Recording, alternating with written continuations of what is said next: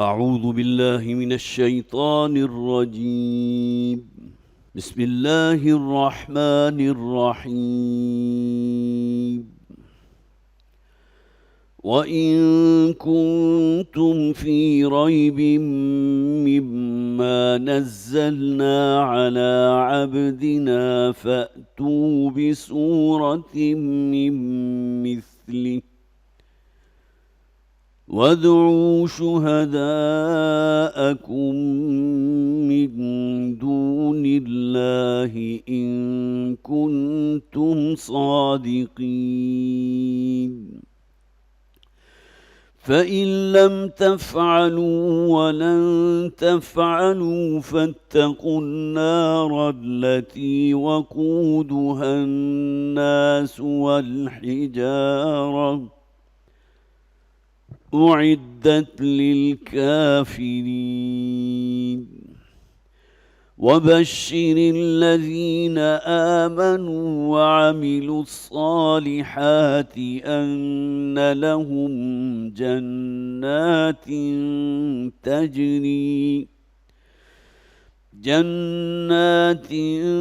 تجري من تحتها الأنهار كلما رزقوا منها من ثمرة رزقا قالوا هذا الذي رزقنا من قبل وأتوا به متشابها ولهم فيها أزواج مطهرة وهم فيها خالدون.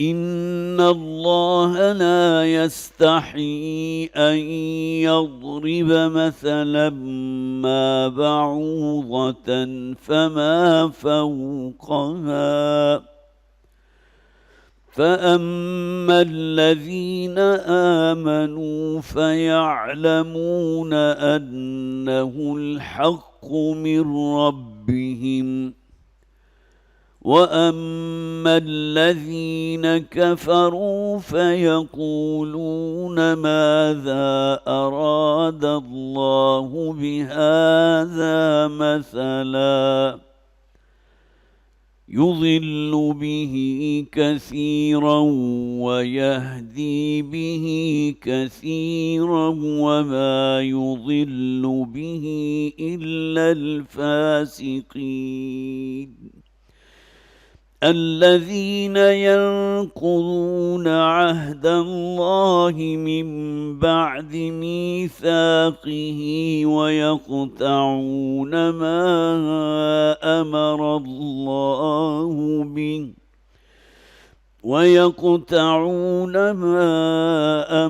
الله به أن يوصل ويفسدون في الأرض أولئك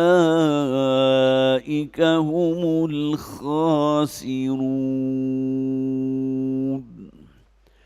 صدق الله العظيم. رب اشرح لي صدري ويسر لي أمري واحلل عقدة من لساني يفقهوا قولي.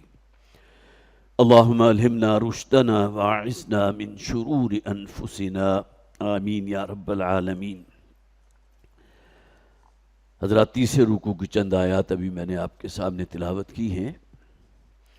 सिर्फ ज़हन में ताज़ा कर लीजिए, 2 रुकू जो हम पढ़ चुके, इन 2 रुकू में 3 ग्रुप्स का जिक्र है। एक वो जो सादिकुल ईमान हैं, अल्लाह पर ईमान लाने वाले हैं, दिल में तक़वा मौजूद है, नमाज़ों पर कारबंद हैं, जो कुछ अल्लाह ने उन्हें अता फरमाया है उसमें से खर्च करते हैं और आखिरत पर उनका यकीन है। दूसरी एक्सट्रीम पर वो लोग हैं, इन्नल लज़ीन कफ़रू सवाउन अलैहिम अअन्ज़रतहुम अम लम तुनज़िरहुम ला युमिनून। वो काफिर हैं, मुनकिर हैं, मुशरिक हैं और आप खा कितना ही उन्हें इंतजार कीजिए, ये अब हरगिज़ ईमान लाने वाले नहीं। उसके बाद पूरा एक रुकू हमने पढ़ा जिसमें बहुत सी आयात वो थी कि जिनका ताल्लुक़ मुनाफिकीन से था, मुनाफिकीन मदीना। ला इलाहा उलाई वला इलाहा उलाई, کہنے کو مسلمان ہے لیکن حقیقتاً ایمان نہیں ہے، یا ایمان ہے تو بہت کم درجے کا ہے۔ اور اس کا مظہر کیا ہے؟ جب بھی پکار لگتی ہے اللہ کے رسول کی طرف سے، دین کا یہ تقاضا ہے، نکلو اللہ کے رستے میں، لگاؤ اللہ کے لیے، تو دبک کر بیٹھ جاتے ہیں۔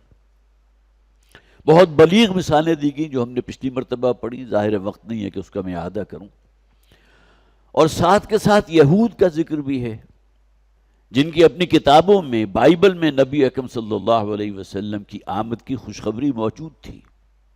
اور یہ 3 قبائل آ کر یہاں جو مدینہ کے مضافات میں آباد ہوئے تھے، اصل وجہ یہی تھی۔ لیکن جیسا کہ میں نے بارہا عرض کیا ہے، جو شے ان کی آنکھوں کی پٹی بن گئی وہ حسد، جس نے بالآخر شدید نفرت کی شکل اختیار کر لی۔ اور وہ حسد کی بنیاد کیا تھی کہ نبی اکرم صلی اللہ علیہ وسلم کی بعثت بنی اسماعیل میں ہو گئی۔ وہ منتظر تھے بنی اسرائیل میں بعثت کے۔ اور اس کے بعد قرآن کی آفاقی دعوت، جس کی پہلی 2 آیات ہم نے پچھلی مرتبہ پڑھ لی تھی، یا ایھا الناس اعبدوا ربکم الذی خلقکم والذین من قبلکم لعلکم تتقون۔ ایک طرف اہل ایمان ہے، صادق الایمان، دوسری ایکسٹریم پر کافر ہیں، مشرک ہیں، درمیان میں ایک طبقہ جو ہے وہ منافقین کا موجود ہے۔ اور قرآن کی کتنی ہی آیات ہیں کہ جس کے مخاطبین جو ہیں وہ یہود ہیں۔ جسے آپ کہیے کہ فرد قرارداد جرم جو اللہ تعالیٰ نے یہود پر عائد کی ہے، یہ 5ویں رکوع سے اس کی ابتدا ہو جائے گی، اور آپ دیکھیے گا کہ کیسی کیسی ان کے جرائم تھے، کس قدر ناہنجاریاں تھیں کہ جس کے وہ مرتکب ہوئے تھے۔ آخر ایسے ہی اللہ کی طرف سے ان پر لعنت مسلط تو نہیں کی گئی۔ ضربت علیہم الذلۃ والمسکنۃ وباؤوا بغضب من اللہ، ذلت بھی اور مسکنت بھی اور اللہ کا غضب لے کر لوٹے۔ یہاں قرآن نے آفاقی بات سامنے رکھی، تمہارا ایک رب ہے جو تمہارا خالق ہے، مالک ہے، اسی نے تمہیں تخلیق فرمایا ہے، اس نے تمہاری ضروریات زندگی کی تمام چیزیں اس زمین میں تمہارے لیے پیدا فرما دی، زمین کے اندر قوت نمو رکھ دی ہے، جس سے تم انواع و اقسام کے پھل، میوے، سبزیاں حاصل کرتے ہو، جو تمہاری خوراک بنتی ہے۔ وسیع ذخائر ہیں آکسیجن گیس کے جو اللہ نے تمہیں فراہم کر دی۔ آکسیجن کے بغیر، سانس لیے بغیر تو انسان زندہ نہیں رہ سکتا۔ پھر رہنے کے لیے تمہیں کیا عالی شان جگہ دی ہے۔ اس زمین کو کہا گیا یہ ایک بچھونا ہے۔ وَجَعَلَ لَكُمْ فِي الْأَرْضِ، جیسا کہ قرآن میں آیا، اللہ تعالیٰ نے زمین کو تمہارے لیے مہدا کے الفاظ آئے ہیں۔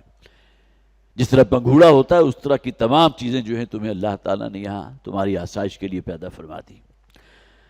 تو یا ایھا الناس اعبدوا ربکم الذی خلقکم والذین من قبلکم لعلکم تتقون، اے بنی نوع انسان، بندگی اختیار کرو، عبادت کرو، غلامی اختیار کرو اس رب کی جس نے تم سب کو پیدا کیا اور تم سے پہلے جو ہو گزرے انہیں بھی پیدا کیا، تاکہ تم بچ سکو، اس پکڑ سے بچ سکو کہ جس کا ذکر اللہ نے اپنی کتابوں میں بارہا کیا ہے۔ الذی جعل لکم الارض فراشا، وہ اللہ جس نے تمہارے لیے زمین کو ایک نرم بستر بنا دیا، تمہاری ضرورت کی ہر شے فراہم کر دی۔ والسماء بناء، اور آسمان کو ایک سائبان کی طرح، چھتری کی طرح تمہارے سروں پر تان دیا۔ وانزل من السماء ماء، آسمان سے بارش نازل فرمائی۔ فاخرج به من الثمرات رزقا لکم، اور اسی بارش کے ذریعے اللہ تعالیٰ نے اس زمین سے تمہارے لیے کیسے کیسے رزق پیدا فرما دیے۔ فلا تجعلوا للہ اندادا، تو دیکھو اللہ کے ساتھ کسی کو شریک قرار نہ دینا۔ شرک وہ جرم ہے جسے اللہ تعالیٰ کبھی معاف نہیں کرتا۔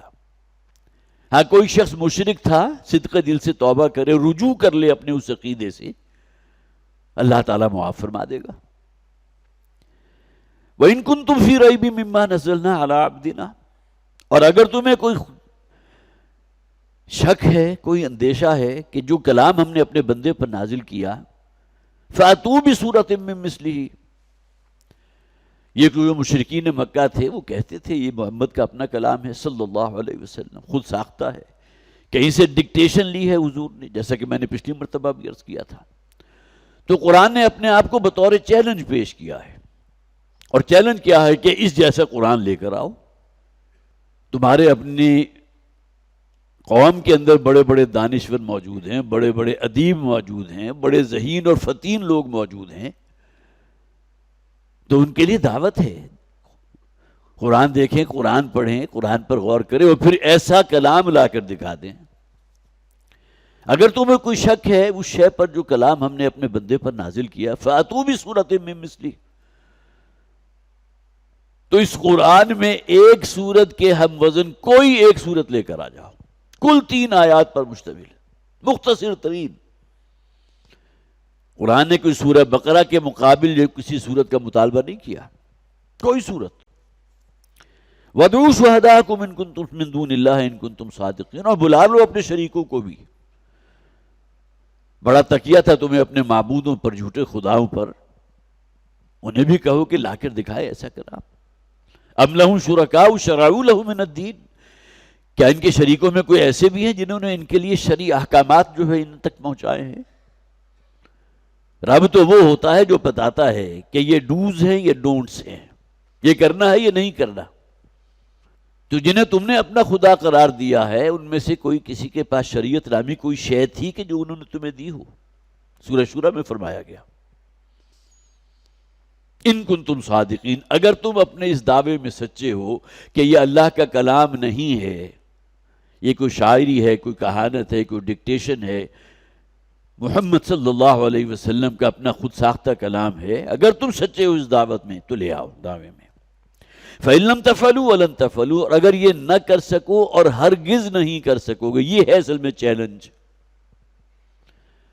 جیسا کہ میں نے عرض کیا اس چیلنج کے اندر بھی ایک ترتیب موجود ہے۔ سورہ بقرہ مدنی سورت ہے، یہاں بالکل آخری بات کہہ دی کہ کوئی ایک سورت لے آؤ۔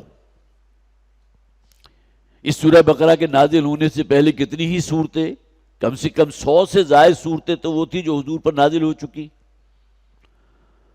اور اولین دور میں جو صورتیں حضور پر نازل ہوئی تھی وہ بڑی مختصر تھی۔ سورۃ العصر ہے، سورۃ الکوثر ہے، سورۃ النصر ہے، کل 3 آیات پر مشتمل۔ اب یہ قرآن نے آ کر یہاں مدینہ میں آ کر وہ بات کہی ہے، ایک سورت لے آؤ، اور اگر یہ نہیں کر سکے اور ہرگز نہیں کر سکو گے، فَاتَّقُوا النَّارَ الَّتِي وَقُودُهَا النَّاسُ وَالْحِجَارَةُ، تو بچو اس آگ سے کہ جس کا ایندھن ہوں گے انسان اور پتھر، اعدت للکافرین، جو تیار کی گئی ہے ان لوگوں کے لیے جو کفر کرنے والے ہیں۔ یہاں صرف کافر اور مشرک ہی مراد نہیں ہیں بلکہ منافقین بھی اس ذیل میں آتے ہیں۔ ان المنافقین فی الدرک الاسفل من النار، بارہا اس آیت کا حوالہ ہوا۔ منافق کون ہیں؟ مسلمان ہیں، لیکن سیرت و کردار وہ نہیں ہے جو اللہ اور اللہ کے رسول چاہتے تھے۔ اللہ چاہتا ہے اور اللہ کے رسول چاہتے تھے۔ جھوٹ بھی ہے، دھوکہ بھی ہے، فریب بھی ہے، غلط بیانی بھی ہے، ایمانت میں خیانت بھی ہے، یہ تمام چیزوں کا ملغوبہ اگر مسلمان ہیں تو یہ وہ مسلمان نہیں ہے جو اللہ چاہتا ہے، یہ منافقین ہیں۔ ان المنافقین فی الدرک الاسفل من النار، جہنم کا سب سے نچلا اور گہرا طبقہ اللہ نے تیار کر رکھا ہے ان منافقین کے لیے۔ وبشر الذین آمنوا وعملوا الصالحات، اور اے نبی صلی اللہ علیہ وسلم خوشخبری سنا دیجئے، بشارت دے دیجئے کن لوگوں کو؟ الذین آمنوا وعملوا الصالحات، وہ لوگ جو ایمان لائے اور اس کے بعد نیک اعمال کرتے رہے، یہ شرط لازم ہے۔ سورۃ العصر کا بارہا میں نے حوالہ دیا ہے، مختصر ترین سورت قرآن حکیم کی، لیکن انتہائی محکم مضمون اس میں بیان ہوا۔ اگر آخرت کی تباہی، ہلاکت، بربادی سے بچنا چاہتے ہو تو ایمان اور عمل صالح، یہ پہلی 2 شرطیں ہیں، اسے پورا کرو۔ اور صرف اسی پر اکتفا نہیں ہے، اس کے بعد وَتَوَاصَوْا بِالْحَقِّ وَتَوَاصَوْا بِالصَّبْرِ، جس بات کے بارے میں تمہارا دل گواہی دے یہ حق ہے، یہ سچ ہے، یہ صداقت ہے، تو اس کا ساتھ دو، اس کے علم بردار بن کے کھڑے ہو۔ تقاضا بڑا مشکل ہے، انسانوں کی بڑی عظیم اکثریت جو اس معاملے میں بڑی بزدل ہوتی ہے، انسان کا ضمیر اسے چکے چوکے لگا رہا ہوتا ہے کہ یہ تمہارا مخاطب جو بات کہہ رہا ہے وہ صحیح ہے، وہ حق ہے، سچ ہے، لیکن ٹس سے مس ہونے کو تیار نہیں۔ تو دل گواہی دے یہ بات سچ ہے تو اس پر عمل پیرا ہو جانا اور اس کے علم بردار بن کر کھڑے ہونا، یہ اور زیادہ مشکل کام۔ جیسا کہ حدیث کے الفاظ ہیں نا کہ سب سے بڑا جہاد اس شخص کا ہے جو کسی جابر حکمران کے سامنے کھڑا ہو کر کلمہ حق کہتا ہے، عند سلطان جائر۔ وبشر الذین آمنوا وعملوا الصالحات، بشارت دے دیجئے ان لوگوں کو جو ایمان لائے اور جنہوں نے نیک اعمال کی، ان لہم جنات تجری من تحتها الانہار، ان کے لیے ہوں گے وہ باغات جن کے دامن میں نہریں رواں ہیں۔ قرآن حکیم کا جب آپ مطالعہ شروع کرتے ہیں تو یہ جنت کا بیان پہلی مرتبہ اس سورہ بقرہ میں آ رہا ہے۔ اس سے پہلے مکی صورتیں کتنی نازل ہو چکی، بارہا جنت اور جہنم کا ذکر آیا۔ جنت اصل میں اس باغ کو کہتے ہیں جو بہت گھنا ہو، جین نون اور نون جن، اسی سے جن بنا نا، جو شے آپ کو نظر نہیں آتی۔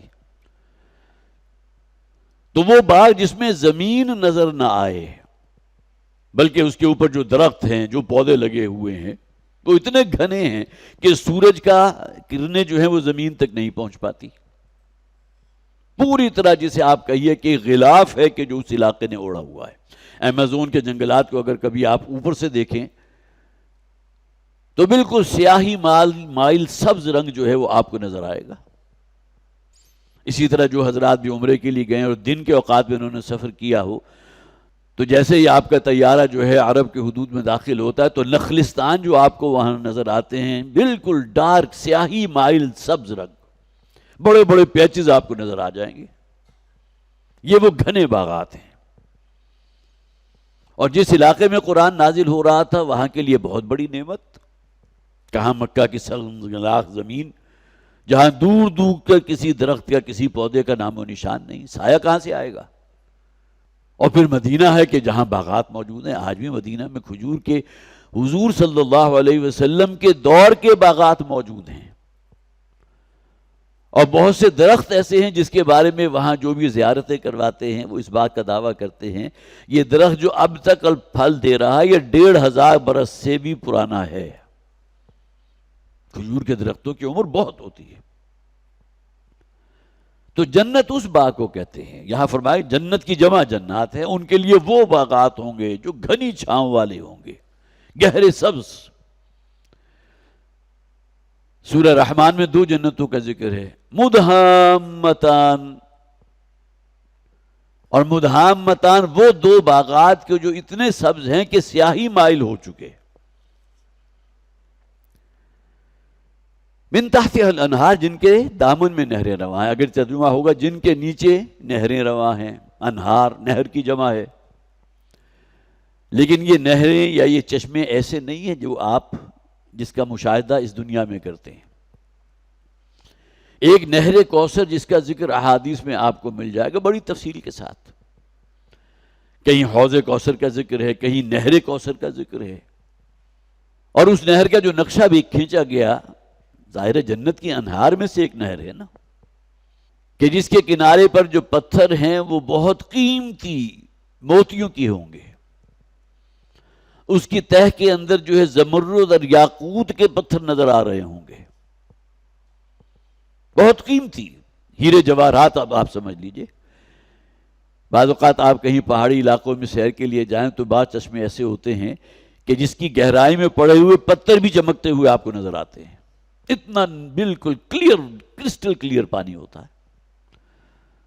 تو حدیث میں ذکر موجود ہے کہ جن کے کنارے پر پتھروں کی بجائے موتی جڑے ہوئے ہوں گے، جہاں یاقوت اور زمرد اور مونگے کے پتھر جو ہے بہت خوبصورت پتھر، رنگا رنگ پتھر، وہ آپ کو نظر آ رہے ہوں گے۔ جنت کی نہروں کا یہ ذکر، اور خاص طور پر حوض کوثر کی نہر۔ کلما رزقوا منہا من ثمرۃ رزقا، کلما کے الفاظ آتے ہیں جب کبھی بھی، جب عام طور پر ترجمہ کیا جاتا ہے، تو جب ان کو جنت کے پھلوں میں سے کوئی پھل بطور رزق دیا جائے گا، اور جنت کے پھل کون سے ہیں جن کا ذکر قرآن میں ہے، اگرچہ دنیا کے پھلوں ہی کے نام ہیں، انگوروں کی بیلیں بھی ہوں گی، اسی طرح کھجور کے درخت بھی ہوں گے، زیتون کا ذکر بھی ہے، انجیر کا ذکر بھی ہے، اسی طرح سورہ واقعہ کے اندر طلح منضود، جو گچھے ہوتے ہیں کیلوں کے، اس کا ذکر بھی موجود ہے۔ گویا کہ اہل جنت کو جو پھل پیش کیے جائیں گے طبعی اعتبار سے ظاہراً اپیرنٹلی وہ ایسے ہی ہوں گے جیسا کہ دنیا میں انہیں پھل دیے گئے تھے۔ لیکن آپ کو معلوم ہے اب تو سوشل میڈیا ہے، اس کے ذریعے آپ کو بعض آیات قرآنیہ جب تلاوت کی جا رہی ہوتی ہے تو پس منظر میں انواع و اقسام کے پھل دکھائے جاتے ہیں جو نہ کہیں ہماری آنکھ نے دیکھے ہیں، نہ کہیں کان نے سنے ہیں، جہاں ان کا ذائقہ اور فرحت اور اس کا فلیور جو ہے آپ اس کا کوئی اندازہ کر سکتے ہیں۔ اس دنیا میں ایسے پھل موجود، وہ ڈریگن فروٹ کے نام سے بھی آپ نے دیکھا ہوگا، وہ بھی ایک پھل ہے۔ اسی طرح کیسے کیسے خوبصورت پھل ہیں، اوپر سے دیکھنے میں جیسے ہی آپ اس کا گودا آپ کے سامنے آتا ہے تو طبیعت کے اندر فوراً جو یہ اشتہا پیدا ہوتی ہے کہ کاش کہ یہ پھل ہمارے سامنے موجود ہو اور اس کو کھا کر دیکھیں اس کا ذائقہ۔ اس دنیا میں تو جنت کے پھلوں کی کیا بات ہوگی۔ لیکن ایک مغالطہ یہ جو ہے وہاں موجود ہوگا اہل جنت میں، اس کا ذکر یہاں آ گیا۔ جب جب انہیں جنت کے پھلوں یا میووں میں سے کوئی شے پیش کی جائے گی، قالوا ھذا الذی رزقنا من قبل، چونکہ شکل و صورت کے اندر وہ مشابہ ہوں گے انہی پھلوں کے جو دنیا میں ان کے سامنے پیش کیے جاتے رہے، جو وہ کھاتے رہے، تو فوراً کہیں گے بے ساختہ، قالوا ھذا الذی رزقنا من قبل، یہ تو وہی پھل ہیں کہ جو اس سے پہلے دنیا میں ہمیں دیے گئے۔ اور آپ کو معلوم ہے کہ دنیا میں پھلوں کے ذائقے کہنے کو صرف ایک پھل آم ہے اور اس میں 20 ذائقے آپ کو مل جائیں گے، اس کے گودے کے 20 رنگ آپ کو مل جائیں گے، اس کا فلیور آپ کو 20 اقسام میں مل جائے گا۔ اس دنیا میں اگر اللہ کی اتنی نعمتیں ہیں تو آخرت میں جو پھل دیے جائیں گے ان کی کیفیت کیا ہوگی؟ تو کہیں گے کہ یہی اسی سے مشابہ پھل تھے جو ہمیں دیے گئے تھے من قبل، اس جنت سے پہلے دنیا کی زندگی میں، وَأُتُوا بِهِ مُتَشَابِهًا، اور دیے جائیں گے انہیں پھل وہی جو دنیاوی پھلوں کے مشابہ تھے۔ لیکن یہاں گویا کہ آپ اٹیچ کر لیجئے حضور کی اس حدیث کو، مشابہت تو ہوگی، اس لیے کہ بالکل اجنبی پھل جو ہے ان سے انسان کی طبیعت یا فطرت جو ہے تھوڑا سا ابا کرتی ہے۔ آپ کہیں افریقہ کے جنگل میں چلے جائیں اور جا کر کسی درخت کے اوپر ایسا پھل دیکھیں جو آپ نے اس سے پہلے نہ کھایا ہو تو آپ کی طبیعت جو ہے ریلیکٹنٹ ہوگی، نامعلوم اس کے اندر کہیں کوئی زہر نہ ہو، کوئی ایسا سالٹ نہ ہو جو میرے لیے تکلیف کا باعث بن جائے۔ لہذا پھل وہی پیش کیے جائیں گے وہاں کہ جس کا تم اس دنیا کی زندگی میں مشاہدہ کرتے رہے۔ اور جیسا کہ میں نے عرض کیا، یہاں پاکستان میں رہتے ہوئے کتنے ہی ایسے ان گنت پھل ایسے ہیں کہ جن کی نہ ہم نے شکل و صورت دیکھی ہے نہ ان کا ذائقہ چکھا ہے۔ وَأُتُوا بِهِ مُتَشَابِهًا، اسی سے ملتے جلتے پھل جو ہیں ان کو وہاں دیے جائیں گے۔ وَلَهُمْ فِيهَا أَزْوَاجٌ مُطَهَّرَةٌ، دیکھیں انسان کی جو حیوانی جبلتیں ہیں جن میں ٹاپ پر کیا ہے، ہمارا پیٹ کھانے کو مانگتا ہے، لہذا یہ زبان، اس کا چسکا، اس کے چٹخارے، خوش ذائقہ، اور وہ کھانا جو دیکھنے میں بھی آپ کو بہت خوبصورت نظر آئے اور اس کا ذائقہ بھی بہت ہی فرحت والا ہو، کیا کہنے اس کے۔ بعض کھانے ایسے ہوتے ہیں دیکھنے میں آپ کو اتنے اچھے نہیں لگ رہے اور فوری جسے آپ کہیے کہ ایٹ فرسٹ گلانس آپ نے اس کی طرف کوئی اپنے مائل نہیں ہوئے، لیکن جب آپ نے کھانا کھایا تو معلوم ہوا کہ کیا ذائقہ ہے اس کا۔ تو یہ تجربات تو ہمیں اس دنیا کی زندگی میں ہوتے رہتے ہیں نا۔ تو سب سے بنیادی شے کیا ہے، ہمیں زندہ رہنا ہے تو لہٰذا ہمیں خوراک چاہیے، اور اس کے لیے یہ دو گالوں کے مابین یہ زبان اللہ تعالیٰ نے ہمیں دے دی، جس کے اوپر جو ٹیسٹ بڈز ہیں جو ان ذائقوں کو محسوس کرتے ہیں، اس کی فرحت محسوس کرتے ہیں۔ کوئی پھل کسیلا ہے، کوئی میٹھا ہے، کوئی کڑوا ہے، کوئی نمکین ہے، کوئی کھٹ میٹھا ہے، یہ تمام ٹیسٹ بڈز ہیں کہ جو اس بات کا تعین کر رہے ہیں۔ اور اس سے پہلے بھی میں نے ایک صاحب کا ذکر کیا تھا، وہ اللہ کے ہاں پہنچ چکے، ہماری پہلی صف میں ہوتے تھے، سہیل قریشی صاحب۔ تو انہوں نے اپنا ایک تجربہ مجھے بیان کیا تھا ایک مرتبہ، کہتے میری ایک صاحب سے ملاقات ہوئی، وہ امریکہ سے تشریف لائے تھے، نو مسلم تھے۔ تو ایک نشست میں بات ہو رہی تھی تو ان کے علم میں، سہیل قریشی صاحب مرحوم کے علم میں یہ بات آئی، اور یہ بات ظاہر ہے کہ ان صاحب کے بتانے پر ان کے علم میں آئی کہ ان کی زبان میں ٹیسٹ بڈز نہیں ہیں۔ لہذا کوئی کڑوی سے کڑوی شے بھی اگر آپ انہیں دیں گے کھانے کے لیے تو وہ کڑواہٹ محسوس نہیں ہوگی، اور اس کا بالکل اپوزٹ انتہائی خوش ذائقہ، انتہائی میٹھی لذیذ شے دیں گے تب اس کا ذائقہ بھی محسوس نہیں ہو رہا۔ گویا کہ کھا تو رہے ہیں وہ زندہ رہنے کے لیے، لیکن ذائقہ نامی شے، وہ صلاحیت ہی ان کی زبان کے اندر ٹیسٹ بڈز کی موجود میں جو ہوتی ہے وہ موجود ہی نہیں ہے۔ تو وہ کہنے لگے کہ صرف اس ایک بات پر میرا ذہن متوجہ ہوا کہ کتنی بڑی نعمت ہے اللہ کی، جس سے ہم ہر آن مستفید ہو رہے ہیں، اور ایک شخص وہ ہے جو ان بورن جو ہے اس صلاحیت سے محروم ہے، اسے معلوم ہی نہیں۔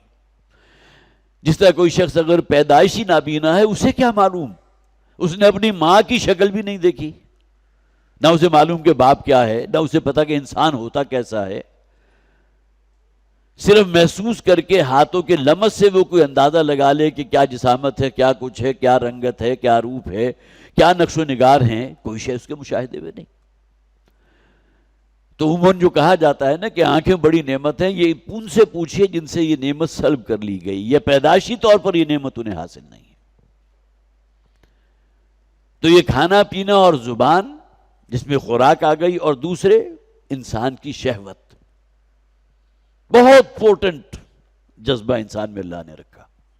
اور فرائڈ صاحب جو ہیں تو یہ سمجھتے ہیں اور اسی کے قائل ہیں کہ شہوت کا جذبہ انسان کی بھوک سے بھی بڑھ کر ہے، بھوک ہے مسلم، بہت پاورفل فیکٹر، اور انسان اگر بھوک سے مرا جا رہا ہو تو نجس سے نجس شیعہ جو ہے اسے بھی کھانے سے دریغ نہیں کرے گا، اپنے ہی ہم نوع انسان کا گوشت کھا لے گا اپنی جان بچانے کے لیے۔ لیکن فرائڈ صاحب کہتے ہیں کہ سیکس کا جذبہ اس سے بھی بالا تر ہے، اس کا اپنا مشاہدہ ہے نا۔ تو یہاں دوسری چیز کا بھی ذکر کیا گیا، جہاں کھانے پینے کی چیزوں کا ذکر کیا گیا وَلَهُمْ فِيهَا أَزْوَاجٌ مُطَّهَّرَةٌ، وہاں اللہ تعالیٰ انہیں زوج وہ عطا فرمائے گا جو انتہائی پاک ہوں گے۔ ازواج زوج کی جمع ہے، اصل میں زوج آتا ہے شوہر کے لیے بیوی زوج ہے، بیوی کے لیے شوہر زوج ہے، جسے ہم سپاؤس کہتے ہیں۔ بیوی جو ہے وہ شوہر کا سپاؤس ہے، شوہر بیوی کا سپاؤس ہے۔ تو یہاں دونوں ہی کو کور کر لیا گیا، اور یہاں بھی نوٹ کیجئے مطہرۃ کے جو الفاظ آئے، صرف ظاہری پاکی، صفائی، ستھرائی، صرف یہی نہیں بلکہ باطنی طور پر بھی انسان کے اخلاق جو ہیں بہت بڑا سمبل ہوتے ہیں۔ اس کے اندر اخلاق اگر وہ ہیں اخلاق حسنہ، جیسا کہ حضور کے بارے میں فرمایا اِنَّكَ لَعَلَىٰ خُلُقٍ عَظِيمٍ، سورہ قلم کے بالکل شروع میں، آپ تو اخلاق کے انتہائی بلند درجے پر ہیں، محمد رسول اللہ صلی اللہ علیہ وسلم پر۔ تو گویا کہ ظاہری اور باطنی نجاستوں سے پاک ہوں گے، جوڑے ایک دوسرے کے لیے۔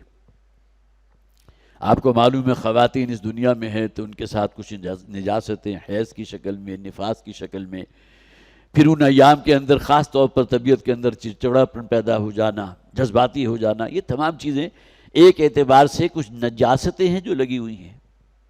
احادیث موجود ہیں کہ خواتین وہاں ان تمام نجاستوں سے پاک ہوں گی، اور اسی طرح باطنی نجاستوں کے اندر بھی ہے، کچھ نشوز ہے، کچھ ہٹ درمی ہے، کچھ اپنی بات کا منوانا ہے، دائیں بائیں ادھر ادھر سے ہو کے بات میری پوری ہونی چاہیے، یہ وہ باطنی نجاستیں ہیں جو گھر کی زندگی کو جہنم بنا دیتی ہیں بالآخر۔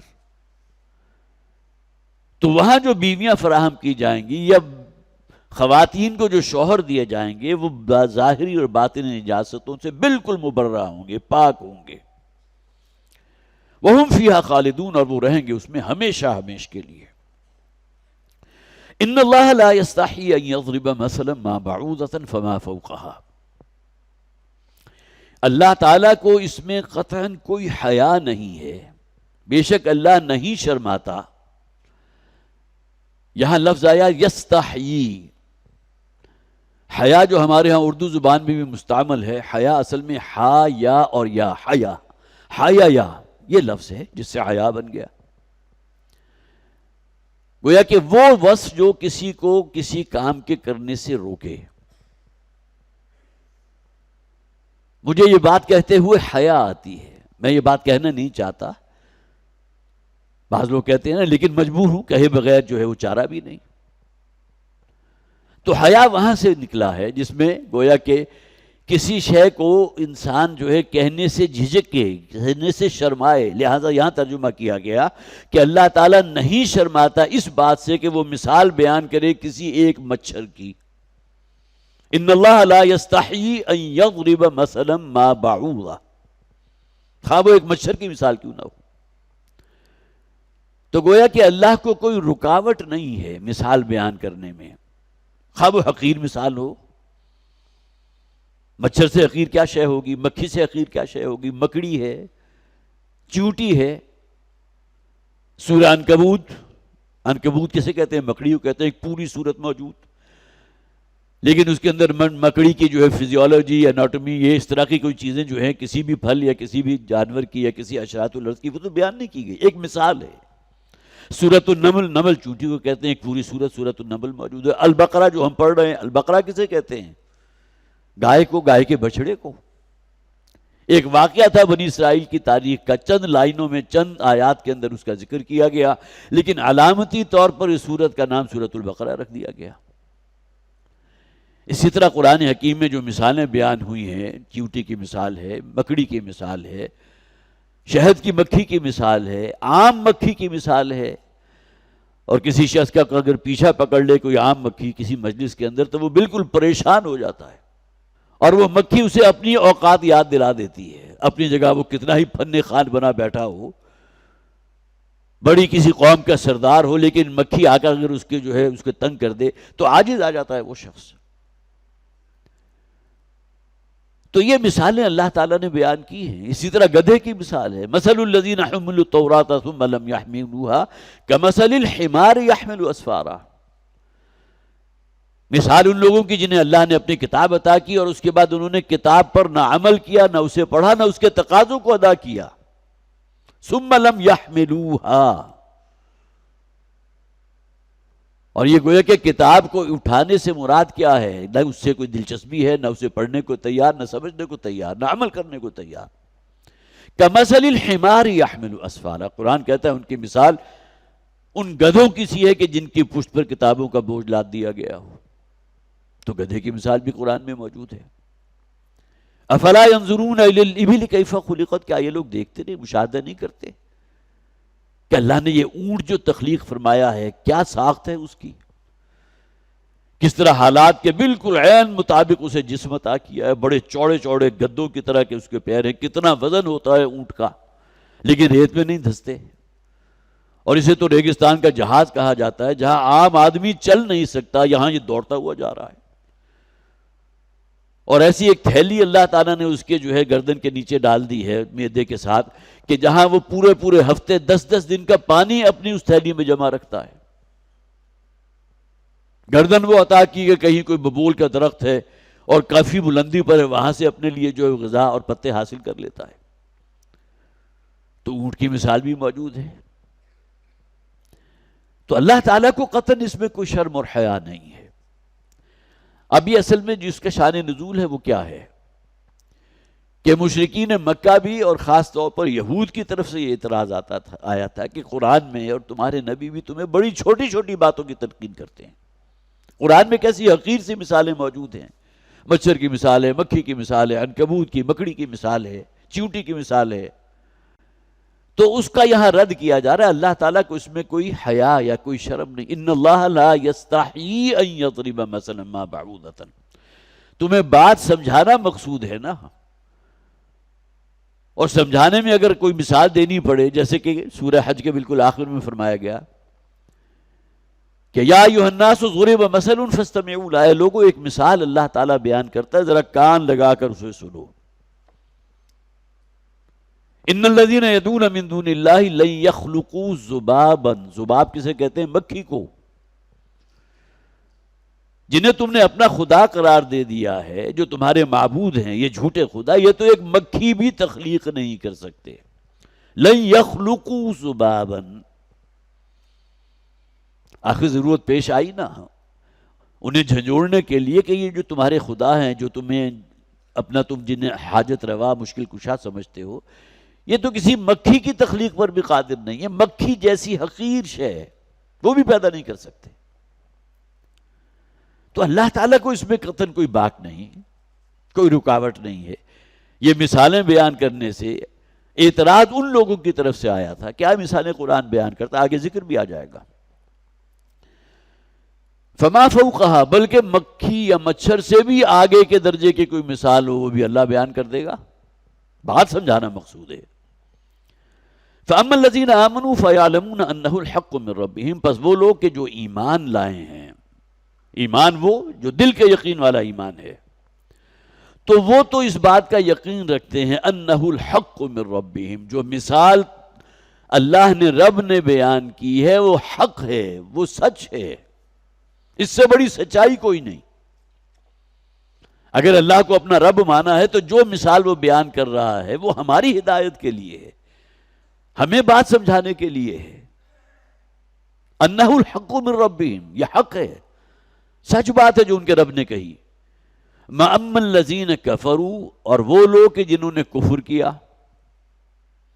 اب یہاں صرف وہ اصطلاحاً کافر مراد نہیں ہیں، بلکہ چونکہ پہلے ہم ذکر پڑھ چکے منافقین کا، وہ بھی موجود ہیں. ان کے دلوں میں بھی شکوک و شبہات ابھرتے تھے یہودیوں کے سکھانے پر. قرآن نے کیا بات کہہ دی، خاص طور پر جب وہ آیت مبارکہ نازل ہوئی تھی کہ جہنم کے اندر ایک درخت ہے جو اس کی تہ سے نکلے گا، تو یہیں آ کر پکڑ لیا ان لوگوں نے، یہودیوں نے بھی پکڑ لیا ہوگا، منافقین کے دل میں بھی یہ خیال آیا ہوگا کیا بات کی ہے اس کو کلام میں. کیا کبھی آگ کے اندر، جہنم کے گڑھے کے اندر جہاں آگ جو ہے وہ اس کی جسے آپ کہیے لپٹیں اٹھ رہی ہیں، اور وہاں کوئی درخت بھی موجود ہوگا؟ درخت کو تو فوراً جلا دے گی وہ. عقل اور منطق تو یہی کہتی ہے نا. لیکن یہ کہ بہرحال قرآن نے بیان کیے تو اعتراضات ان کے اس اعتبار سے ہوتے تھے. تو وہ لوگ جن کے دلوں کے اندر منافقت ہے، جنہوں نے کفر کیا ہے، فَيَقُولُونَ مَاذَا أَرَادَ اللَّهُ بِهَذَا مَثَلًا، تو وہ یہ کہتے ہیں کہ یہ مثال بیان کر کے اللہ کو کیا حاصل ہو، کیا ارادہ تھا اللہ کا. ان بدبختوں کو یہ معلوم نہیں کہ اس مثال کے پردے میں اللہ تمہیں بات سمجھانا چاہ رہا ہے. لیکن حق بات کو سننا، اسے اپنے اندر اتارنا، اسے قبول کرنا، اصل امتحان تو یہی ہے نا. إِلَّا الَّذِينَ آمَنُوا وَعَمِلُوا الصَّالِحَاتِ وَتَوَاصَوْا بِالْحَقِّ وَتَوَاصَوْا بِالصَّبْرِ. حق بات کو سنا ہے، کان کے ذریعے تمہارے دل تک پہنچی، اسے قبول کرو، اس کو اڈاپٹ کرو، اور اس کے علمبردار بن کر کھڑے ہو جاؤ. یہی تقاضا ہے سورۃ العصر میں، تواصی بالحق کا. تو وَأَمَّا الَّذِينَ كَفَرُوا فَيَقُولُونَ مَاذَا أَرَادَ اللَّهُ بِهَذَا مَثَلًا، اور وہ لوگ جنہوں نے کفر کیا وہ کہیں گے کہ کیا اللہ کو مطلب تھا، کیا اللہ کا مقصد تھا اس مثال کے بیان کرنے سے. يُضِلُّ بِهِ كَثِيرًا وَيَهْدِي بِهِ كَثِيرًا، گویا کہ ان کا یہ قول ہی اس بات کی دلالت کر رہا ہے کہ یہ گمراہ ہو چکے. انسان کا قول جسے عام طور پر کہا جاتا ہے نا، face is the index of mind. انسان کا چہرہ جو ہے اس کے دماغ میں کیا چل رہا ہے اس کی عکاسی کر رہا ہوتا ہے. کوئی شخص ہے جسے اپنی کہی ہوئی بات پر پورا یقین ہے، اذعان ہے، اس کے اندر ایک کانفیڈنس ہوگا، اس کے چہرے کے اندر ایک گویا کہ آپ کو محسوس ہوگا کہ بات سچ ہے اس شخص کی. جیسا کہ حضور کے بارے میں بھی کہا گیا تھا، ما ھذا وجہ الکذب کذاب، یہ چہرہ جو ہے محمد کا صلی اللہ علیہ وسلم، یہ کسی جھوٹے کا چہرہ ہو ہی نہیں سکتا. تو یضل بہ کثیرا ویہدی بہ کثیرا. اب یہ جو کردار سامنے آیا کہ اللہ نے جو مثال بیان کی، اس کے بارے میں یہ موقف اپنا لینا کہ اللہ کو کیا حاصل ہوا یہ مثال بیان کر کے، کیا مقصد تھا اس کا. گویا کہ یہی جملہ اس بات کی عکاسی کر رہا ہے، انہیں اللہ پر اور اس کلام پر یقین نہیں ہے، مانتے نہیں اس کو. اگرچہ پہلے کہہ دیا گیا فَأَمَّا الَّذِينَ كَفَرُوا، لیکن منافق جو تھے، قرآن تو کہتا ہے ایمان لائے تھے لیکن ثم کفروا ثم آمنوا ثم کفروا، ایمان لائے پھر کفر میں لوٹ گئے، پھر ایمان لائے پھر کفر میں لوٹ گئے. گویا کہ مختلف لمحات اور لحظے ان کی زندگیوں میں آتے ہیں، یہ کچھ پیریڈز ہوتے ہیں کہ جس میں ان کا دل جو ہے وہ پھر اس ایمان سے ہٹ جاتا ہے. یضل بہ کثیرا ویہدی بہ کثیرا، اسی قرآن کے ذریعے، انہی آیات قرآنیہ کے ذریعے اللہ تعالیٰ کتنوں ہی کو گمراہ کر دیتا ہے۔ اب یہ وہ بات ہے کہ جو سورہ آل عمران کی آیت نمبر 7 میں بیان کی گئی، بڑی ہی سورہ آل عمران سورہ بقرہ کے فوراً بعد، اور جیسا کہ میں نے بالکل ابتدائی درس میں عرض کیا تھا، یہ دونوں صورتیں مل کر ایک بہت خوبصورت جوڑے کی شکل اختیار کرتی ہیں۔ کچھ چیزیں وہ ہیں کہ جنہیں پھر یہاں اس صورت میں اگر کوئی ابہام موجود تھا تو اس کو کلیئر کر دیا گیا اگلی صورت کے اندر، اور زمانہ نزول کے اعتبار سے بھی یہ کوئی ان دونوں کے درمیان زیادہ بعد اور فصل نہیں ہے۔ تو سورہ آل عمران میں فرمایا هو الذی انزل علیک الکتاب من فیہ آیات محکمات، وہی اللہ ہے کہ جس نے یہ کتاب نازل کی ہے، اور اس کتاب میں وہ آیات بھی ہیں جو بہت محکم ہیں۔ محکم کون؟ جو بہت مضبوط ہیں، بہت پختہ ہیں، جن کے بارے میں کوئی شک نہیں ہے، اور یہ وہ حقائق ہیں جس کے بارے میں شروع میں ہم نے پڑھا تھا، یؤمنون بالغیب، ایمان اللہ پر، آخرت پر، فرشتوں پر، کتابوں پر، انبیاء پر۔ پھر وہ جو مبادیات ہیں، ایمان بالآخرت، ایمان بالرسالت، ایمان بالکتب، وہ آیات ہیں کہ جو گویا کہ محکم آیات ہیں، جن کے بارے میں کوئی شک نہیں، ان کا تعلق ایمان سے ہے۔ اور ایمان اصل میں کس شے کا نام ہے؟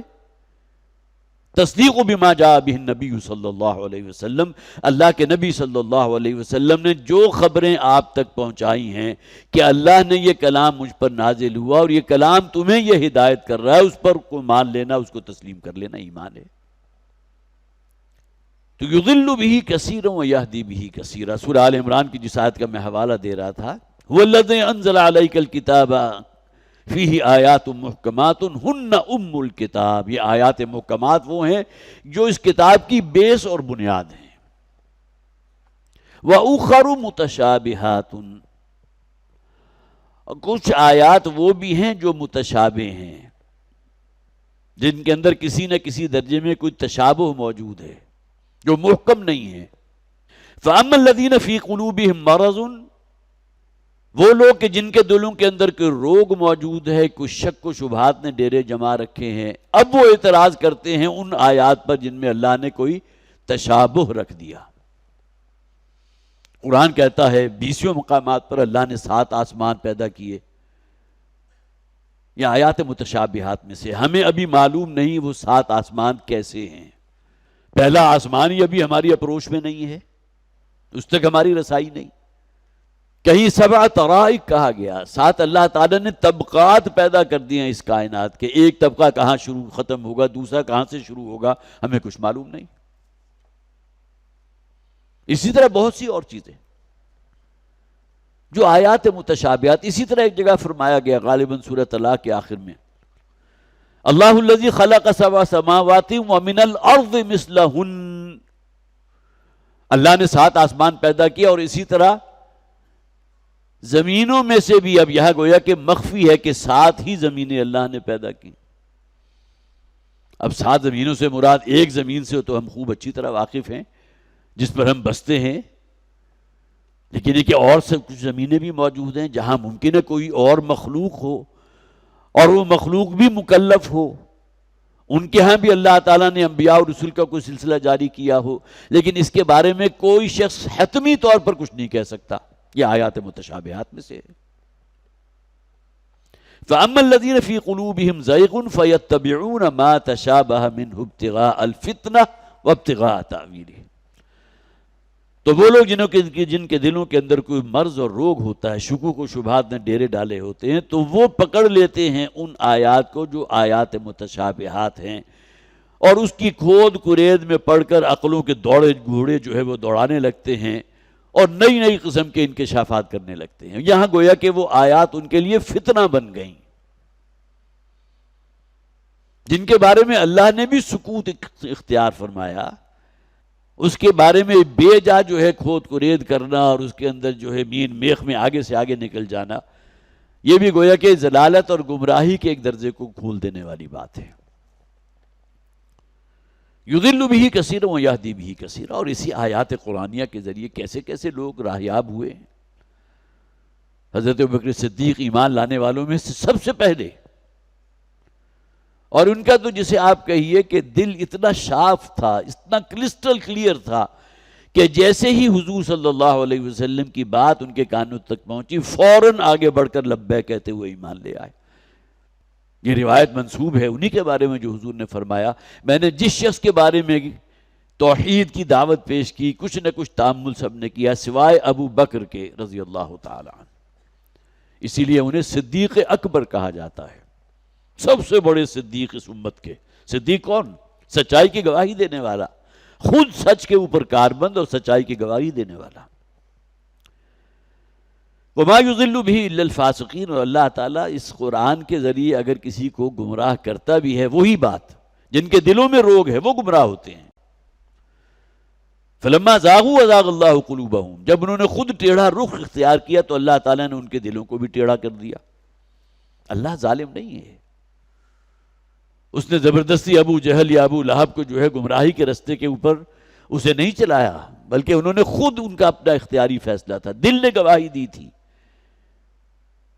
محمد کون ہیں صلی اللہ علیہ وسلم؟ ابو لہب کے بھتیجے ہیں، سگے بھتیجے، کہ میرا بھتیجا بالکل صحیح بات کہہ رہا ہے، دل نے گواہی دی۔ لیکن جو سیادت، جو چودراہٹ حاصل تھی اسے اس معاشرے کے اندر اسے چھوڑنے کو تیار نہیں تھا، اور اس کے اندر تو بہرحال پھر حد درجے کا کینہ بھی موجود تھا، اس کی اپنی عملی زندگی جو ہے اس کا سب سے بڑا مظہر تھی۔ وَمَا يُضِلُّ بِهِ إِلَّا الْفَاسِقِينَ، اب یہاں فاسقین کا لفظ آ گیا، فاسین اور قاف، فسق آتا ہے نکل جانا، اللہ کی فرما برداری سے نکل جانے والا فاسق ہے۔ تو وہ فاسقین الذین ینقضون عہد اللہ من بعد میثاقہ، اب یہاں گویا کہ تعریف کر دی گئی، ڈیفائن کیا گیا کہ فاسق ہیں کون۔ فاسق وہ ہیں کہ جو اللہ سے کیے ہوئے عہد کو توڑتے ہیں۔ اب کوئی شخص بھی یہ کہہ سکتا ہے میں نے تو اللہ سے کوئی عہد نہیں کیا، لیکن قرآن اس پر گواہ ہے۔ جب اللہ تعالیٰ نے تمام انسانوں کی ارواح کی تخلیق فرما دی، کلمہ کن کے نتیجے میں تمام ارواح جو ہے وہ پیدا ہو گئیں، اور حدیث کے الفاظ میں یہ بھی ہے کہ وَأَرْوَاحٌ جُنُودٌ مُجَنَّدَةٌ، اور وہ بڑے بڑے لشکروں کی شکل میں تھی۔ 8 ارب کے قریب انسان اگر آج موجود ہے تو کھربوں گزر چکے، بیک وقت تمام ارواح اللہ کے سامنے ایک میدان میں جمع تھی، اور اس موقع پر اللہ تعالیٰ نے ان ارواح سے عہد لیا تھا، جس کا ذکر جو ہے سورہ اعراف آیت نمبر 172 میں موجود ہے۔ أَلَسْتُ بِرَبِّكُمْ قَالُوا بَلَىٰ، قرآن گواہ ہے اس بات پر۔ اور یہی گویا کہ وہ عہد الست ہے جو ہر شخص کی روح میں، جو اس کے دل میں، نہا خانہ دل میں موجود ہے، اللہ کی معرفت کی شکل میں ہے۔ بڑے سے بڑا اللہ کا انکار کرنے والا ملحد کوئی مشکل وقت آتا ہے تو بالآخر گڑگڑاتا ہے اور پکارتا ہے اپنے رب کو، جس رب کو وہ مانتا ہی نہیں، بے ساختہ اس کی زبان پر وہ الفاظ آ جاتے ہیں، یا اللہ، او مائی گاڈ۔ کون جانتا ہے گاڈ کو؟ گاڈ کو کبھی گاڈ سمجھا، اس کے احکامات پر عمل کیا؟ لیکن یہ کہ بے ساختہ ان کی زبان پر بھی، جس کا ذکر قرآن میں کیا گیا، یہ بڑے بڑے اللہ کا انکار کرنے والے، اللہ کے ساتھ اوروں کو شریک قرار دے دینے والے، جب کہیں ان کی کشتی جو ہے کہیں طوفانی موجوں کے اندر ڈگمگانے لگتی ہے، موت ان کو اپنے سروں کے اوپر کھڑی نظر آتی ہے، تو انہیں اپنا کوئی دیوی یا دیوتا، کوئی جھوٹا خدا یاد نہیں آتا، پکارتے ہیں صرف ایک اللہ کو۔ اور آپ میں سے بہت سے کو علم میں ہوگا، یہ واقعہ پہلے بھی بیان کیا جاتا، ابو جہل کے جو بیٹے ہیں حضرت اکرمہ رضی اللہ تعالی عنہ، صحابی رسول ہے، وہ باپ تو جہنم واصل ہوا میدان بدر میں، لیکن یہ حضور پر ایمان لے آئے۔ اور ہوا یہ تھا کہ جب وہ 4 مہینے، جس کا ذکر سورہ توبہ کے اندر موجود ہے، جبکہ الٹیمیٹم دے دیا گیا تھا، اعلان بیزاری کر دیا گیا، فَإِذَا انْسَلَخَ الْأَشْهُرُ الْحُرُمُ فَاقْتُلُوا الْمُشْرِكِينَ حَيْثُ وَجَدتُّمُوهُمْ، اے مسلمانوں جب یہ حرمت والے 4 مہینے ختم ہو جائیں تو اب یہ جو عرب کا ملک ہے، جزیرہ نما عرب میں اب کوئی مشرک نہیں رہ سکتا، انہیں اس جزیرہ نما عرب کو خیر بات کہنا ہوگا۔ اکرمہ جو تھے، جو ابو جہل کے بیٹے تھے، اپنے آبائی دین کے اوپر پوری طرح راسخ تھے، قائم تھے. اب انہوں نے راہ فرار اختیار کرنا چاہی، نکلے یہاں سے. 4 مہینے ختم ہو گئے تو پھر تو میری جان کی کوئی گارنٹی نہیں. محمد رسول اللہ صلی اللہ علیہ وسلم نے اللہ کے کلام کی اس آیت کو پڑھ کر سنا دیا. جب یہ 4 مہینے گزر جائیں، فَاقْتُلُوا الْمُشْرِكِينَ حَيْثُ وَجَدتُّمُوهُمْ، تو جہاں کہیں کسی مشرک کو پاؤ اس کو قتل کر دو. اگرچہ نوبت کسی ایک مشرک کو بھی قتل کرنے کی نہیں آئی. یا تو انہوں نے اسلام قبول کر لیا یا اس جزیرہ نما عرب کو چھوڑ کر فرار ہو گئے. تو یہ بھی اس طرح جا رہے تھے. یہی جو ریڈ سی ہے، بحر احمر، اس میں کہیں طوفان آیا، جس بیڑے میں اس طرف جو سوار تھے اور چاہتے تھے حبشہ ہجرت کر جائیں، یہ ریڈ سی کو کراس کریں گے تو آگے جو ہے وہ جو بھی ملک موجود ہے وہاں چلے جائیں. تو انہوں نے دیکھا کہ جیسے ہی کشتی ان کی ڈولنے لگی اور طوفانی ہواؤں نے جو ہے کشتی کو گرداب کے اندر پھنسا دیا اور غرق ہونے کے قریب ہوئی، تو تمام نے صرف اپنے ایک رب کو پکارا. تو یہی وہ بات تھی کہ جس کی دعوت محمد دیتے رہے صلی اللہ علیہ وسلم. واپس آئے اور حضور کی خدمت میں حاضر ہوئے اور حلقہ بگوش اسلام ہو گئے. الذین ينقضون عہد اللہ من بعد میثاقہ، وہ لوگ کہ جو اللہ سے کیے ہوئے عہد کو توڑتے ہیں، من بعد میثاقہ، اس کے بعد کہ وہ عہد لے چکے تھے، عہد ہو چکا تھا. اسی عہد کی ایک جھلک ہے جو ہم میں سے ہر شخص اپنی نماز کی ہر رکعت میں اللہ سے کرتا ہے. آخر سورہ فاتحہ کو نماز کی ہر رکعت کا جز قرار دینے میں یہ حکمت تو تھی نا، کہ انسان جب ہاتھ باندھے اپنے رب کے حضور کھڑا ہے اور ایاک نعبد و ایاک نستعین کہہ رہا ہے، تو کاش کہ اس کے دل کے اندر یہ بات جاگ جائے کہ میں اپنے رب سے ایک عہد کر رہا ہوں. اے پروردگار، میں صرف تیری ہی فرما بردار بنوں گا اور صرف تجھ ہی سے مدد کا طالب ہوں. یہ بھی تو عہد ہے.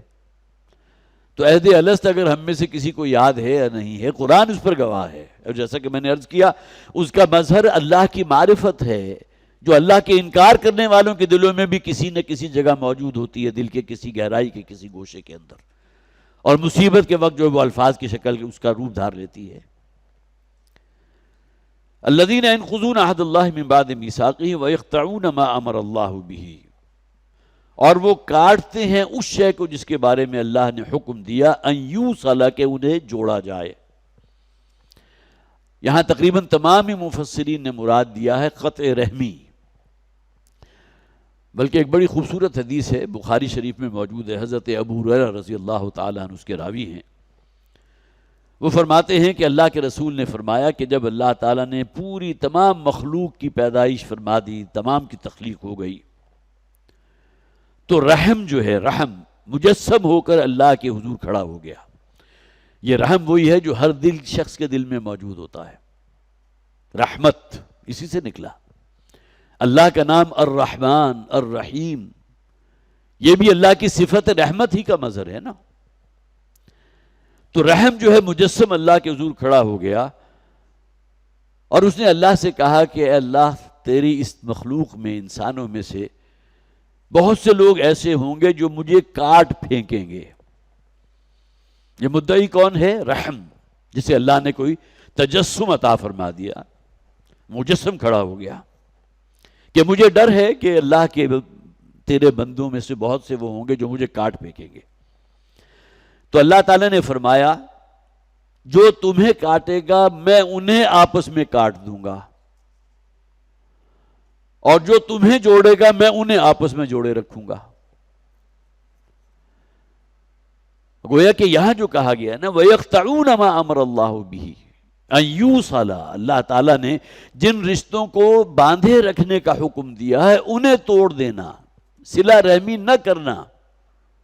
وہ قطع رحمی کے اصطلاح جو ہمارے ہاں استعمال ہوتی ہے، اسی اعتبار سے بہت بڑا گناہ اللہ کی نگاہ میں.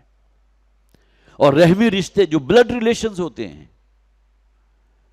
گویا کہ ماں کے رحم سے رشتے آگے وجود میں آ رہے ہیں، بہن بھائی ہیں، پھر فرسٹ کزنز ہیں، پھر چچا ہیں، پھر ماموں ہیں، اسی طرح خالہ ہیں. یہ کون ہیں؟ یہ آپ کے قریب ترین کا دائرہ، وہ رحمی تعلقات جن کے ساتھ آپ کے ہیں. تو قطع رحمی کرنے والے فاسقین میں ہیں، وما يضل به الا الفاسقین الذین ينقضون عہد اللہ من بعد میثاقہ، وہ فاسق کے جو اللہ سے کیے ہوئے عہد کو توڑ دیتے ہیں اس کے بعد کہ وہ عہد پوری طرح قائم ہو چکا ہو، وَيَقْطَعُونَ مَا أَمَرَ اللَّهُ بِهِ أَن يُوصَلَ، اور پھر یہ کہ اللہ نے جن باتوں کے بارے میں حکم دیا کہ انہیں باہم دیگر جوڑ کے رکھا جائے اسے کاٹ ڈالتے ہیں، قطع رحمی کرتے ہیں، يُفْسِدُونَ فِي الْأَرْضِ، اور زمین میں فساد برپا کرتے ہیں۔ اب یہاں بھی نوٹ کیجئے کہ وہ کون کون سی چیزیں ہیں جو انسان کے باہمی انسانی جو محبت اور ایک باہمی محبت کے تعلقات کو بری طرح کاٹتی ہیں۔ اس میں بھی قرآن حکیم میں ضرب سنام ہے، 2 آیات سورہ حجرات کی، 6 چیزوں کا ذکر کر دیا گیا۔ یا ایھا الذین آمنوا لا یسخر قوم من قوم عسى ان یکونوا خیرا منهم، پہلی بات، اپنے کسی مسلمان بھائی کا دل نہ توڑو، اس کا مذاق نہ اڑاؤ، استہزاء نہ کرو، اس کے اندر برے القاب سے پکارنا بھی آ گیا، کسی کو طعنہ دے دینا بھی آ گیا، کسی کی عزت کا دھیلا کرنا بھی آ گیا۔ نتیجہ کیا نکلے گا کہ باہمی جو لو بانڈ ہے وہ کمزور پڑ جائے گا۔ عیب جوئی کرنا، ولا تلمزوا انفسکم ولا تنابزوا بالالقاب، ایک آیت میں 3 باتوں کا حکم، کسی دوسرے کا مذاق نہ اڑاؤ، کسی کی عیب جوئی نہ کرو، اور کسی کو برے ناموں سے نہ پکارو۔ وہ دراڑ جو پڑے گی اس محبت کے اندر، اس رحمی رشتے کے اندر، یا وہ رحم جو لوگوں کے دلوں میں اللہ نے ڈالا ایک دوسرے کے لیے، جیسے کہ وہ حدیث میں نے آپ کو سنائی کہ رحم جو ہے مجسم کھڑا ہو جائے گا کہ ایک دور آئے گا کہ بہت سے لوگ مجھے کاٹ پھینکیں گے، تو اللہ نے جواباً کیا کہا تھا؟ جو تمہیں کاٹے گا میں انہیں کاٹ دوں گا۔ اور اگلی آیت میں پھر 3 چیزوں کا ذکر کیا گیا، یا ایھا الذین آمنوا، اہل ایمان، وہی انداز جو پہلی آیت میں تھا جس میں فرمایا گیا دیکھو ایک دوسرے کے خلاف کوئی سوء ظن، برے برے گمان قائم کر لینا، تجسس کرنا، کھود کرید میں لگے رہنا، اور اس کے بعد جو سب سے بڑا گناہ اس کا ذکر کیا گیا، وَلَا يَغْتَبْ بَعْضُكُمْ بَعْضًا، اور دیکھو ایک دوسرے کی غیبتیں نہ کیا کرو۔ اب یہ بھی تو وہ شے ہے نا، جو وہ رحم جو ایک موانست اللہ نے رکھی ہے۔ انسان کے معنی کیا ہے؟ ایک دوسرے سے مانوس ہو جانے والی مخلوق۔ یہ جو لو بانڈ ہے اس کو بری طرح مجروح کرنے والی چیزیں تو وہ نواہی کہلاتے ہیں۔ 2 آیات میں 6 نواہی کا ذکر۔ تو وَيَقْطَعُونَ مَا أَمَرَ اللَّهُ بِهِ، یہ تمام چیزیں اس کے اندر آ جائیں گی۔ وہ کاٹ ڈالتے ہیں ان رشتوں کو، اس رحمی تعلقات کو، ان محبتوں کو جن کے بارے میں اللہ نے کہا کہ انہیں باہم جوڑ کر رکھا جائے۔ یفسدون فی الارض، اور زمین میں فساد برپا کرتے ہیں۔ اولئک هم الخاسرون، یہی وہ لوگ ہیں کہ جو خسارے اور تباہی اور ہلاکت سے دوچار ہونے والے ہیں۔ یہاں یہ سورہ بقرہ کی 27 آیات مکمل ہوئی ہیں۔ انشاءاللہ آگے ایک بہت ہی اہم مضمون بیان ہو رہا ہے، اس پر انشاءاللہ اگلی مرتبہ گفتگو ہوگی۔ اللہ تعالی ہمارے اندر قرآن حکیم کی محبت پیدا فرمائے، اس کی طرف ہماری طبیعتوں کو راغب فرمائے، مائل فرمائے، اسے پڑھنے اور سمجھنے کی توفیق عطا فرمائے، اور سب سے بڑا اور اصل کام کیا ہے اس پر عمل پیرا ہونے کی توفیق عطا فرمائے۔ بارک اللہ لی ولکم فی القرآن العظیم ونفعنی وإیاکم بالآیات والذکر الحکیم۔